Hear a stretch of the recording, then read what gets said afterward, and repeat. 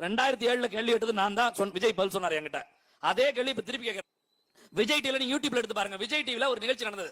தமிழ்நாட்டில இருந்து ஒரு 50 விஜய் ரசிகர்களை தேர்ந்தெடுத்தாங்க. 50 பேர் போய் நின்னோம்.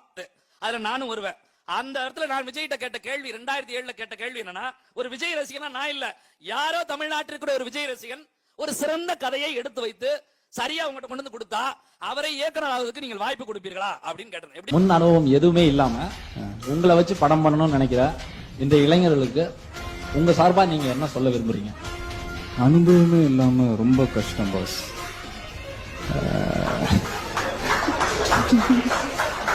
இல்ல அது கரெக்டா கதை இதெல்லாம் பண்ணிடலாம், இது பண்ணிடலாம். பட் அந்த ஃபீல்ட்ல ஒர்க் பண்றதுன்றது வந்து ரொம்ப கஷ்டம். அதுக்காகவாது கொஞ்சம் அனுபவம். முன்னனும் இல்லாம எப்படி பாஸ்? அதெல்லாம் வாய்ப்பு இல்ல பாஸ். எது அப்படியே சொல்லிருக்காரு, யூடியூப்ல இருக்கு பாருங்க.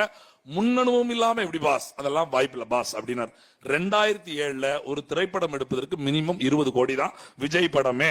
இப்ப இவங்க சொல்ற 200 கோடியை விட்டுட்டு வராருல, அந்த கதைக்கு 2வது வருவோம். அப்ப வெறும் 20 கோடி தான்.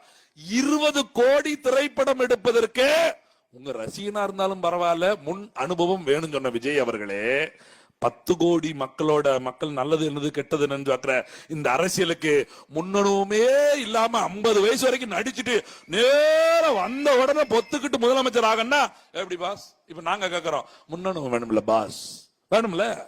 எப்படி நீங்களும் அப்ப ஸ்ட்ரெயிட்டா மாப்பிள்ளையத்தான் வருவீங்களா? அக்கா புருஷன் கேரக்டர் அப்படி எல்லாம் வர மாட்டீங்களா? வந்தா ஹீரோ அப்படிதான் சரியா இருக்குமா? இதுல சினிமாவா? 2007 கேள்வி எடுத்தது நான் தான். விஜய் பதில் சொன்னார்.